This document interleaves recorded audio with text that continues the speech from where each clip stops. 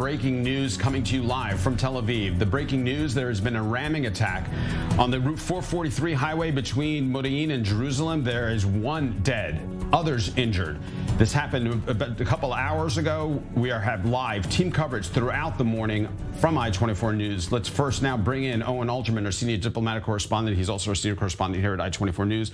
Let's bring our viewers up to date. This has occurred in the Route 443 highway. Talk to a little bit about where this occurred. Right, at a checkpoint, Albert, between the West Bank and Israel proper, on a road that is, in a sense, a secondary road, but still a very, very important route. From central Israel into Jerusalem, it cuts across the West Bank, right? So if the main road that goes from Tel Aviv to Jerusalem, the traditional approach is on Route 1, entirely within the Green Line, or almost entirely within the Green Line. Route 443, essentially at a diagonal, cuts through the West Bank, so it is potentially a kind of seam line. We'll try to get a map up on screen so we can see it more visually and give viewers a better sense of exactly how the geography looks. Hopefully we'll get that up as soon as we possibly can.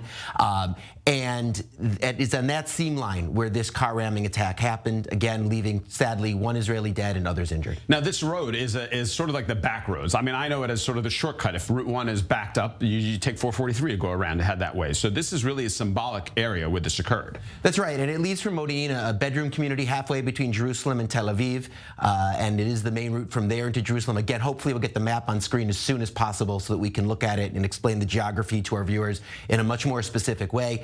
But yes, this is at the seam line between the West Bank and Israel proper. It is not deep, quote unquote, into the West Bank, as we've seen in some of the attacks over the last month, or many of them, in the Palestinian village of Hawara, for example, or the attack on soldiers overnight inside Nablus. This is an area where many Israelis who live within the Green Line from central Israel. It is a road that is commonly used, even though it traverses the West Bank.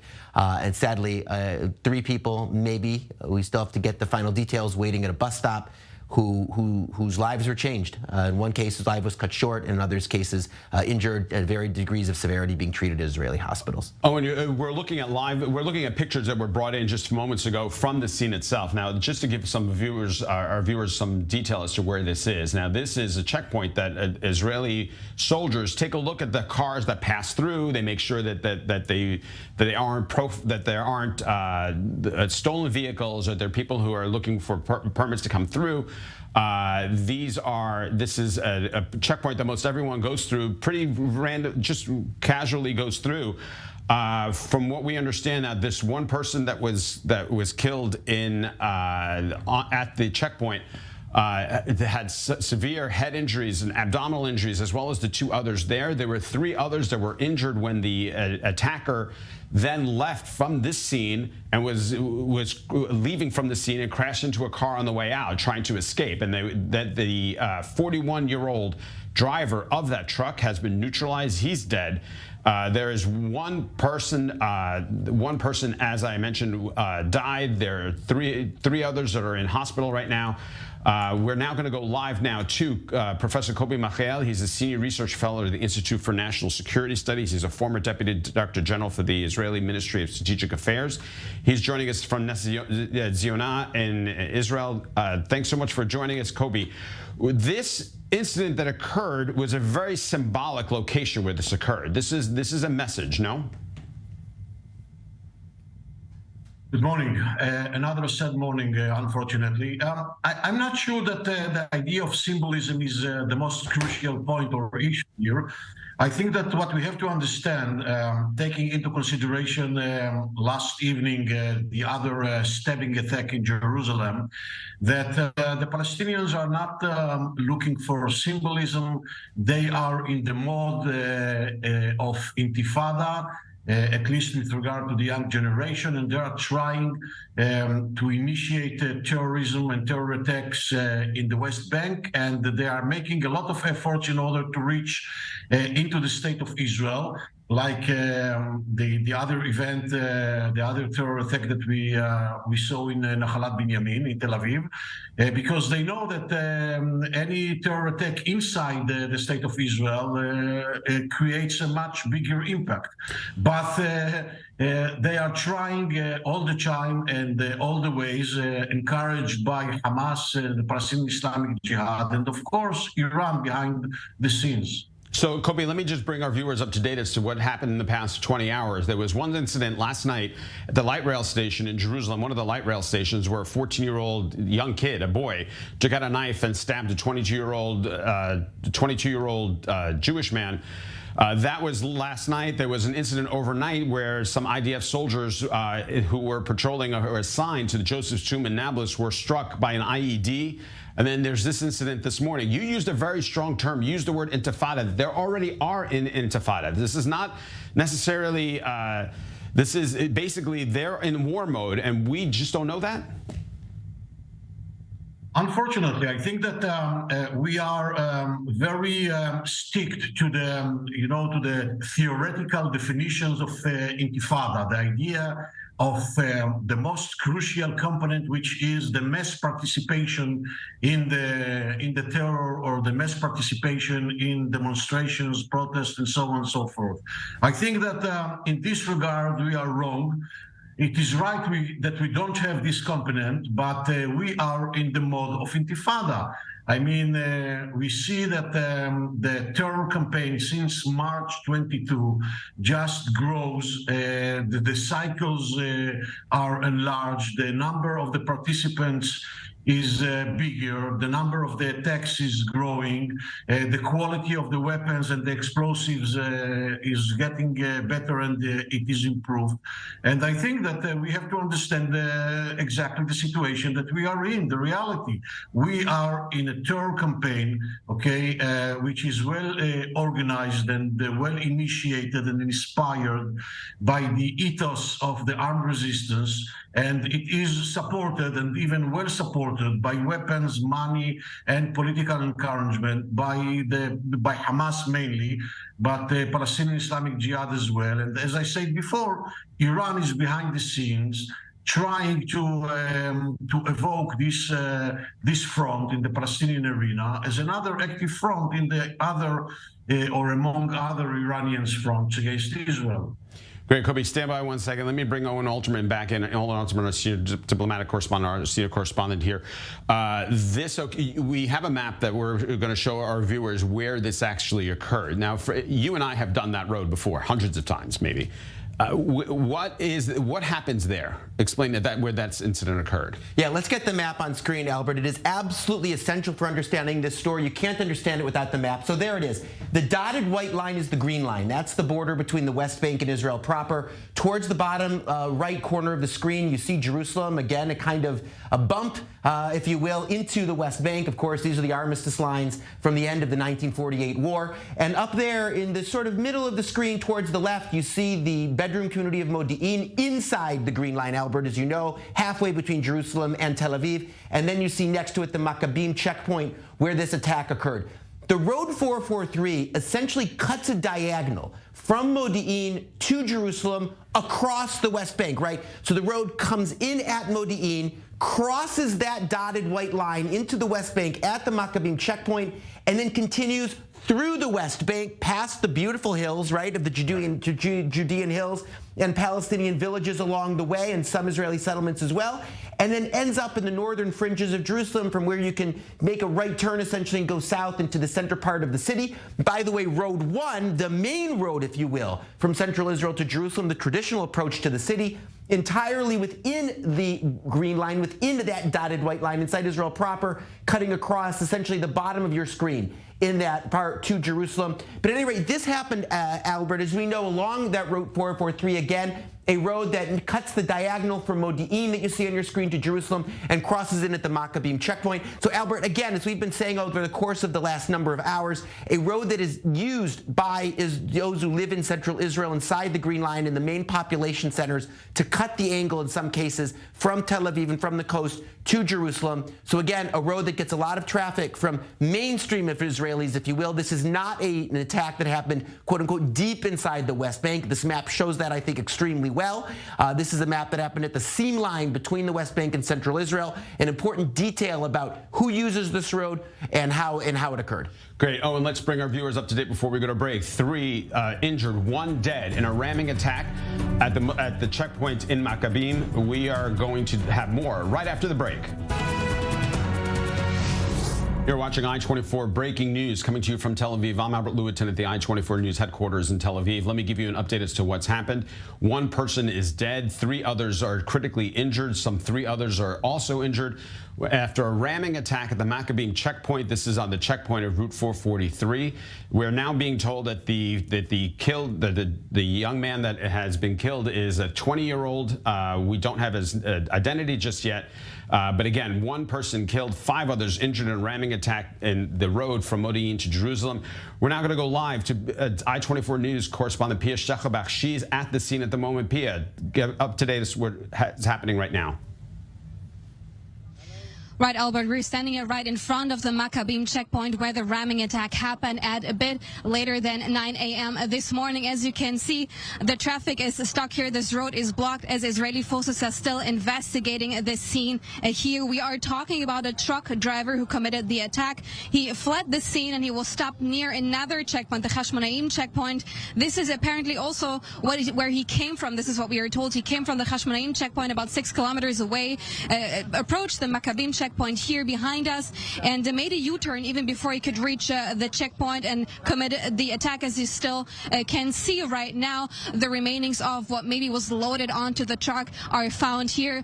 What we are hearing is that the 3 injured people, we are now hearing also that one of them has died, unfortunately, were soldiers who came from a nearby military base. They came by foot down the hill here and made their way to continue their way by car, but they were on foot when the truck driver hit them. What we're also hearing is that we are speaking about a man from East Jerusalem, about 41 years old.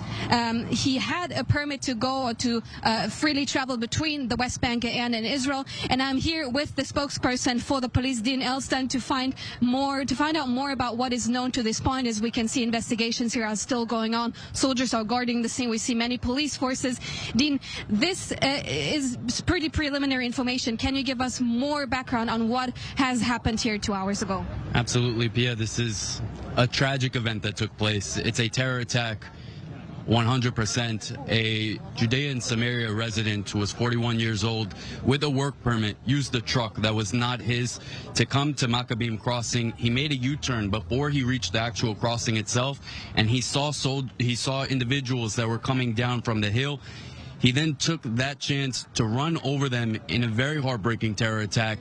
After injuring them in various conditions, the terrorists continued to Hashmonaim crossing, where there the security guards managed to engage him and successfully neutralize the threat and prevent any more casualties from taking place. The investigation right now is with the Shin Bet, the Israel Security Agency, as well as Yamal, which is the central unit for investigations. And we're gathering all information that we can regarding the terrorist himself, if anybody else assisted him, or the background on the individual himself. Now, we do know that the attacker has been able to flee from here to the next crossing, the Hashmonaim crossing, as you say, which is about, I think, 6 kilometers away from here. That is a serious security failure, you could say, that he has not been apprehended before, that he could make his way to the next crossing and possibly commit more attacks on this way. Well, what I can tell you is from the moment that dispatch received that there was a suspected terror attack, all forces arrived quickly. From Maccabim to Hashmonaim, it's a straight shot. The terrorist used his vehicle to continue straight. It was a hit and run. And as he was going, we were using all the technological means to our advantage to spot which vehicle was used to make sure that we're talking about the correct terrorist and that we can be prepared for him wherever he is and close the perimeter down on him. The forces acted quickly and they prevented much more casualties from taking place. Now, we see that this road here is blocked. How does it look like at the Hashmonaim checkpoint? Is other roads also blocked? What kind of consequences does that have for the traffic here in this area now? We're next to Maccabim, Reut, Modi'in Reut, which is a major city, and traffic here is a very busy checkpoint usually. What kind of consequences does it have for the flow of traffic now? Civilians can definitely expect for the next hour or 2 hours impact on the traffic congestions.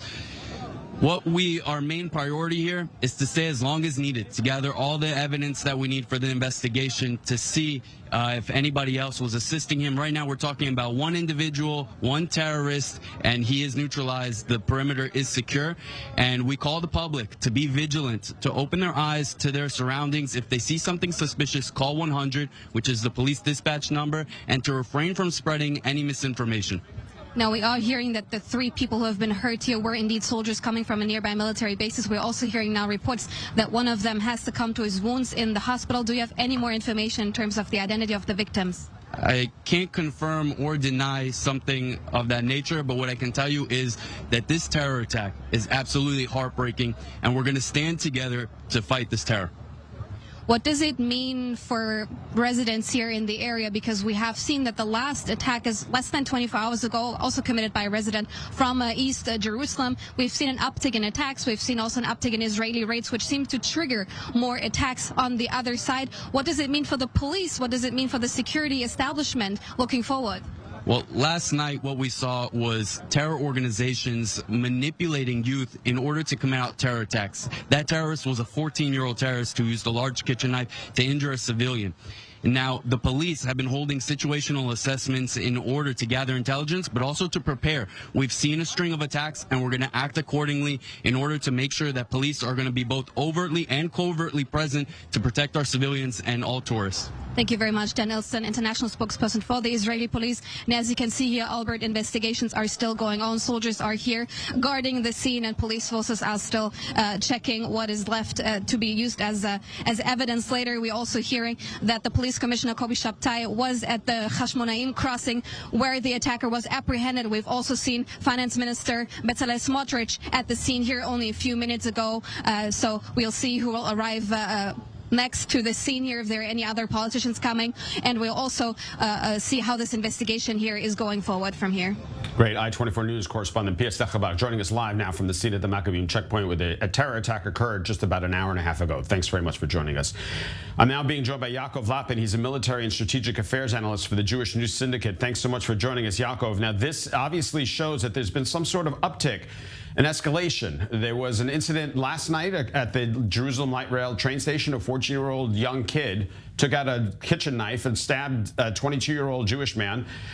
There was an incident overnight in Nablus where some IDF soldiers were attacked by an IED that was thrown at them. And then we have this incident today where there were 3 soldiers, it would apparently were soldiers, that were attacked by a ramming. So this shows some sort of escalation. Absolutely. We are in a state of prolonged escalation. It began actually almost 2 years ago, but it's really picking up speed now. If we look at the figures in 2023, we have 35 casualties, Israeli casualties of terrorism. And last year, we had 31 in the whole of 2022. So already we have more casualties halfway through this year than we had in the whole of last year. The number of shooting attacks is through the roof in the West Bank, almost 200 halfway through this year, and we had 280 last year. So these figures give us an indication of what's going on at the strategic level. The West Bank arena is in a state of prolonged escalation. It's being fueled by various factors. One of those is incitement. The other is availability of firearms. Third is the ability of Hamas, Palestinian Islamic Jihad, and Iran to inject both cash and weapons into this arena, as well as incitement.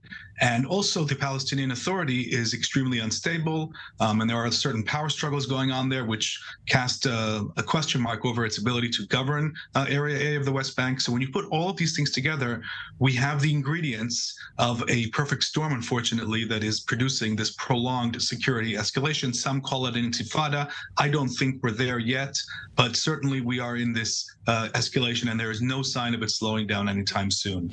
But now, Yaakov, if this is the case, and you don't want to call it an intifada, but it seems as though what the IDF, or even from a larger perspective, what Jerusalem in general needs to think is that this is really more of an indication that things need to be stepped up. That the only way, I mean, there's not a day that goes by when I'm getting alerts that says that they've encountered a number of weapons that have been seized, M16 rifles.